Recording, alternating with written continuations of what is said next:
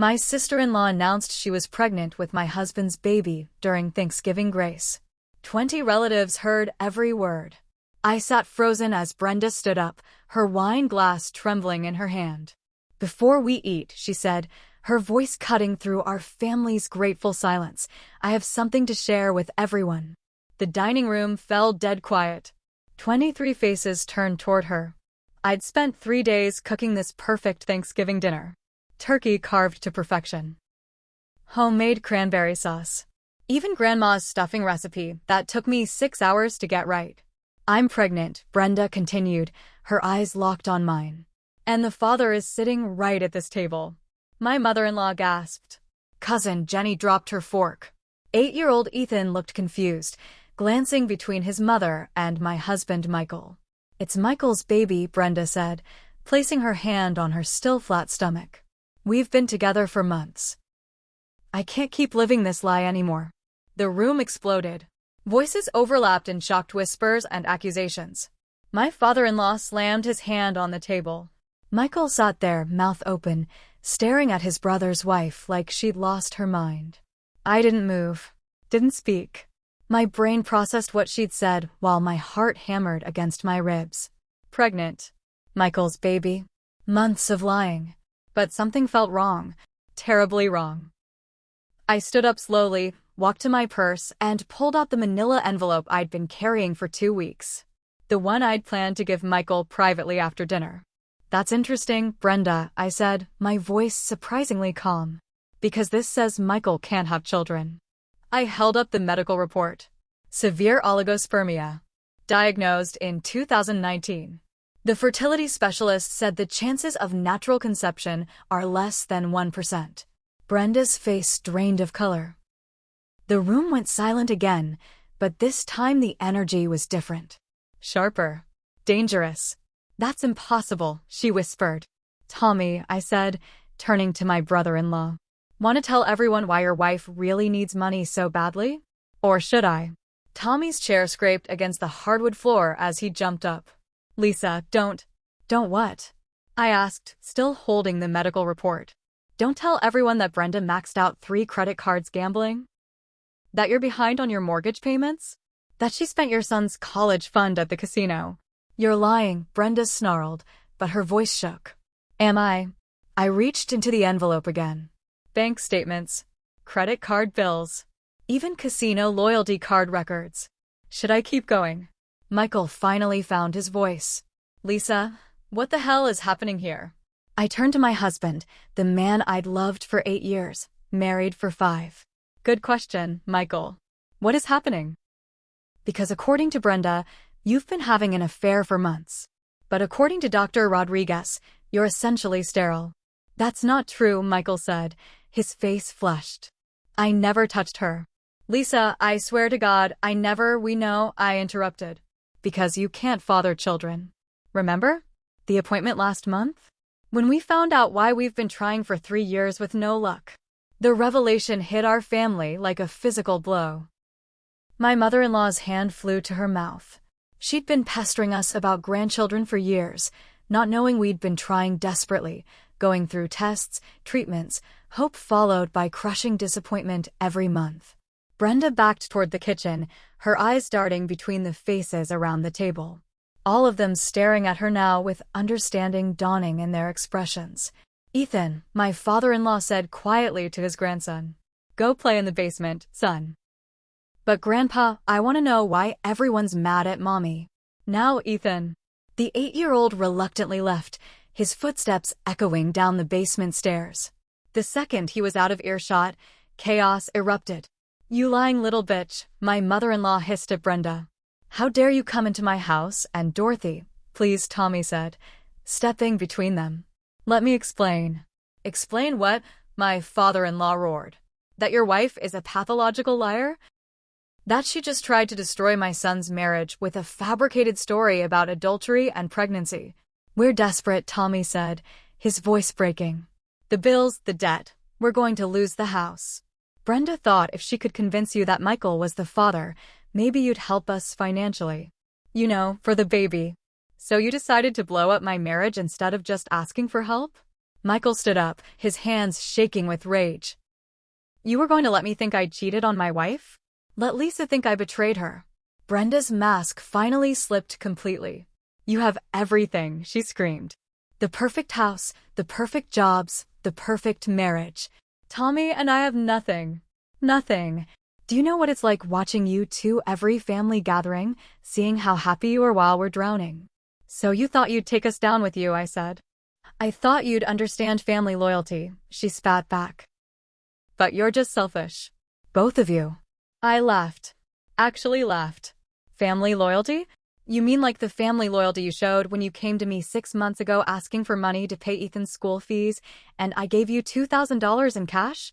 Or the family loyalty when I co-signed your car loan? Or when I recommended Tommy for the construction job with my company? That's different, Brenda said weakly. How is it different? I've been bailing you out for years. We all have. And this is how you repay it? By trying to destroy my marriage with a pregnancy lie. My mother-in-law stood up, her face pale but determined. Dorothy, call the police. Mom, no, Tommy said quickly. She didn't break any laws. She committed fraud, my father-in-law said. Attempted extortion. False accusations that could have destroyed reputations, careers. I'm not calling the police, I said, surprising everyone. But I am calling Dr. Peterson. Who's Dr. Peterson? Brenda asked suspiciously. Your gynecologist. I'm going to ask him to confirm your pregnancy. Right now. In front of everyone. The blood drained from Brenda's face so fast I thought she might faint. You can't do that, she whispered. Patient confidentiality doesn't apply when the patient gives consent. So give consent, Brenda. Let Dr. Peterson tell us all about your pregnancy. About the due date. About the father's identity that you claimed to have discussed with him. I can't. Because you're not pregnant, I said simply. You never were. This was all a con from the beginning. She's not pregnant, Tommy said suddenly, his voice barely audible. She hasn't been pregnant in 3 years. The admission landed like a bomb in our already destroyed dining room. Brenda whirled on her husband, her face twisted with fury and panic. Tommy, shut up. I can't do this anymore, he said, sinking into his chair. I can't keep lying for you. Not like this. Tommy. Brenda's voice turned pleading. Baby, please. You want to know the truth? Tommy looked around the table at our family's shocked faces. Brenda had a hysterectomy 3 years ago. Complications from endometriosis. She can't get pregnant. Ever. My mother-in-law gasped. But why didn't you tell us? We would have understood. We would have supported you through that. Because she made me promise not to tell anyone, Tommy said, his head in his hands. She said it was nobody's business. But then the gambling started. The debts got worse. And she came up with this plan. What plan? My father-in-law demanded. I already knew. The pieces were falling into place with sickening clarity. She was going to fake a pregnancy, claim Michael was the father, and demand money for child support until you all figured out she was lying. But by then, she'd have gotten enough cash to pay off her debts. That's not true, Brenda said, but her voice lacked conviction. Show them your medical records, Brenda, I said, pulling out my phone. I already have mine. From the fertility clinic. Want to compare dates? Want to explain why you were asking me about Michael's sperm count last month? Why you were so interested in our fertility struggles? You've been planning this for weeks, Michael said, the realization hitting him. The questions about our marriage. The comments about how we never fight. You were setting this up. I never meant for it to go this far, Brenda said, tears streaming down her face. I thought maybe you'd just offer to help. I didn't think you'd have medical proof that Michael couldn't. Couldn't what? Be the father of your imaginary baby? I stood up, my patience finally exhausted. You came into my house, on a holiday, in front of our entire family, and accused my husband of adultery. You tried to destroy our marriage for money. We're family, she screamed. Family helps family. Family doesn't lie to family, my mother-in-law said coldly. Family doesn't manipulate and scheme and try to tear each other apart. You don't understand what it's like, Brenda sobbed. The bills, the pressure, the shame of losing everything. So you thought you'd take everyone else down with you, my father-in-law said. Instead of coming to us honestly, asking for help, working out a payment plan, you decided to blow up this family. Tommy finally looked up. There's more.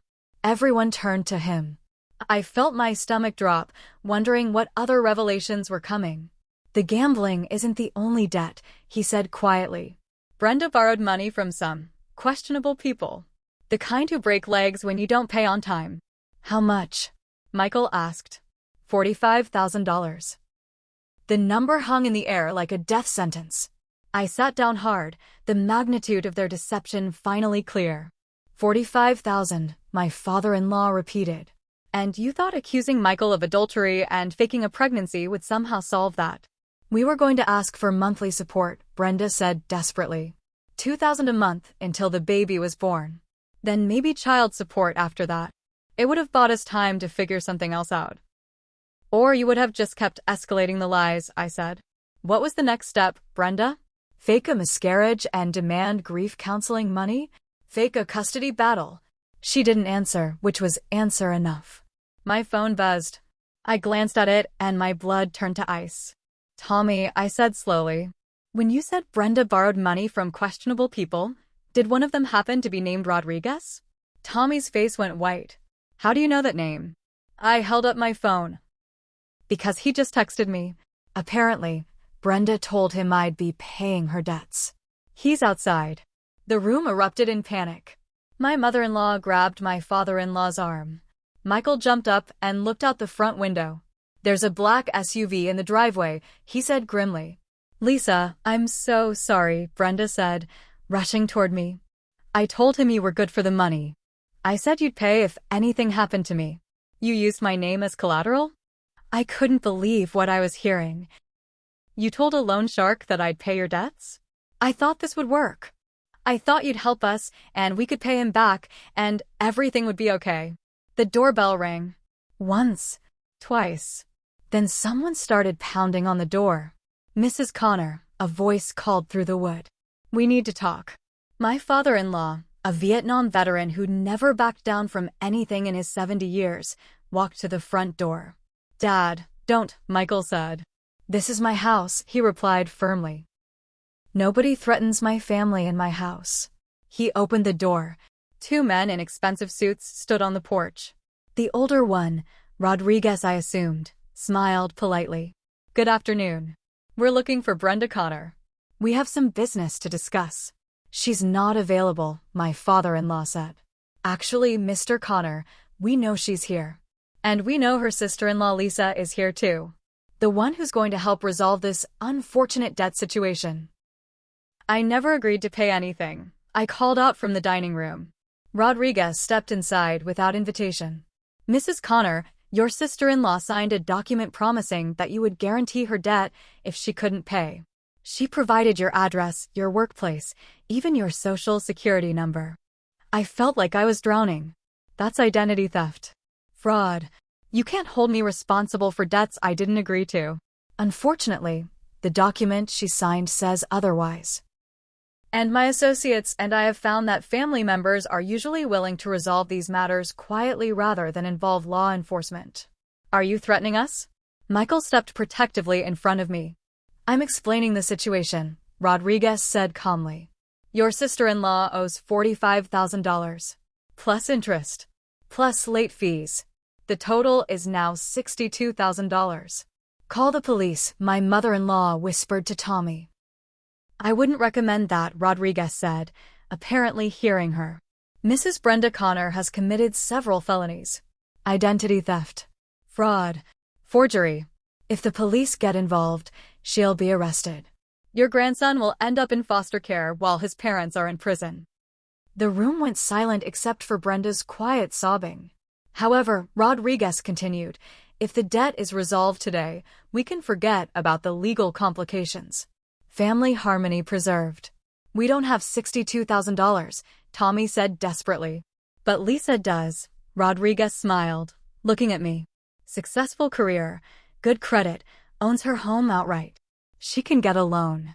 Absolutely not, I said firmly. I will not pay for this. I will not be extorted because of Brenda's lies. Then we have a problem, Rodriguez said. That's when my father-in-law surprised everyone. Actually, we don't have a problem, he said, pulling out his phone. Because I've been recording this entire conversation. And the man in the kitchen with the shotgun has been listening too. Everyone turned. My Uncle Frank, a retired police sergeant, stepped out of the kitchen with a 12-gauge shotgun pointed at Rodriguez. Afternoon, boys, Frank said cheerfully. Frank Connor, 25 years with Metro PD, heard you gentlemen were threatening my family. Rodriguez's calm demeanor cracked slightly. We're just here to collect a legitimate debt. By threatening people who didn't agree to any debt? By using forged documents? By extortion. Frank smiled. Son, I've been a cop longer than you've been alive. I know what illegal debt collection looks like. You don't understand the situation, Rodriguez said. Oh, I understand perfectly. See, Brenda there committed fraud when she used her sister-in-law's identity to guarantee a debt. That makes your loan agreement invalid. And threatening uninvolved family members is called extortion. That's a felony. Frank kept the shotgun trained on Rodriguez while reaching for his own phone. Dispatch? This is retired Sergeant Connor. I need units at my location for attempted extortion and fraud. Rodriguez and his associate left quickly once they heard Frank calling for backup. They knew a lost cause when they saw one, and threatening a retired cop's family in his own house was not a winning strategy. But the damage to our family was just beginning. You sign my name to a loan document, I said to Brenda after the police finished taking statements. You committed identity theft against your own family. I was desperate, she said for the 100th time. You forged my signature. You gave them my personal information. You made me responsible for your gambling debts without my knowledge or consent. Lisa, please no. I held up my hand. I'm done. We're done. Michael put his arm around me. Brenda, you need to leave. Now. This is my family too, she protested. Not anymore, my mother-in-law said coldly. You tried to destroy my son's marriage. You brought criminals to my home. You threatened my family's safety. You're not welcome here anymore. Tommy. Brenda looked pleadingly at her husband. Tommy's voice was hollow. Pack a bag. You can stay at your sister's tonight. We'll figure out the rest later. You're choosing them over me? I'm choosing truth over lies. I'm choosing my son's safety over your gambling addiction. I'm choosing sanity over whatever this has become. Brenda looked around the room one more time, seeing nothing but angry, disappointed faces. Even little Ethan, who had come back upstairs during the police visit, was staring at his mother with confusion and hurt. Fine, she said finally. But don't come crying to me when that loan shark decides Lisa is still responsible. They don't just give up because some retired cop scared them off. Actually, they do, Frank said, returning from the kitchen. I called in some favors. Rodriguez has had his operation shut down 3 times in the past 5 years. The district attorney's office is very interested in his current activities. He won't be bothering anyone for a while. What about Brenda's debt? Tommy asked. That's between her and whatever legitimate creditors she actually owes money to, Frank replied. The forged documents Rodriguez was using won't hold up in any court. Brenda gathered her things in angry silence. At the door, she turned back one last time. You'll regret this, she said to me. All of you will regret choosing money over family. We didn't choose money over family, I replied. We chose honesty over manipulation. We chose protection over exploitation. We chose self-respect over enabling your destructive behavior. And we chose real family over toxic people who happen to share our name, my mother-in-law added. Brenda left without another word. The house felt lighter immediately, like a dark cloud had finally moved on. 3 days later, I was back at work when my phone rang. It was Tommy. Lisa, I wanted to apologize. And to let you know what's happening. I sat back in my office chair, emotionally exhausted from the weekend's drama. What's happening, Tommy? Brenda filed for divorce this morning. She's claiming I abandoned her during a mental health crisis. Are you okay with that? Honestly? Yes. I should have left her after the first time she emptied our savings account for gambling. I should have protected Ethan better. I should have stood up to her years ago. What about Ethan? He's staying with me. Brenda's moving to Vegas to live with her sister. She says she needs a fresh start somewhere she can be herself. I almost laughed. She's moving to Vegas? The gambling capital of the world. Yeah, I think we both know how that's going to end. There was a long pause. Then Tommy spoke again, his voice heavy with shame. Lisa, I need you to know how sorry I am. Not just for this weekend, but for years of letting her treat you badly. For letting her take advantage of your generosity. For not speaking up when she made snide comments about your success or your marriage. Tommy. No, let me finish. You've been nothing but kind to us. You've helped us financially, professionally, personally. And we repaid that kindness by trying to destroy your marriage and your reputation. There's no excuse for that. I felt tears starting in my eyes. Thank you for saying that. Michael's a good man. You two have something special. I hope this doesn't damage that. It won't, I said firmly. If anything, it made us stronger. We learned we can trust each other completely, even when everything around us is falling apart. That's good. That's really good. After we hung up, I sat in my office thinking about family, loyalty, and the difference between supporting someone and enabling them. I thought about the thousands of dollars I'd given Brenda over the years, thinking I was helping her family, not realizing I was funding her gambling addiction. I thought about the lies she'd told, not just this weekend, but probably for years. The stories about Ethan needing school supplies, about Tommy's work being slow, about unexpected medical bills. How much of it had been real, and how much had been carefully crafted manipulation. Most of all, I thought about the moment she stood up at our Thanksgiving table and tried to destroy my marriage. Not in anger, not in passion, but as a calculated business decision. As if my happiness was a commodity she could trade for cash. That evening, Michael and I had dinner alone for the first time in days. Real dinner, not the leftover turkey and tension we'd been choking down since Thanksgiving. Do you think we'll ever see her again? He asked. Probably not.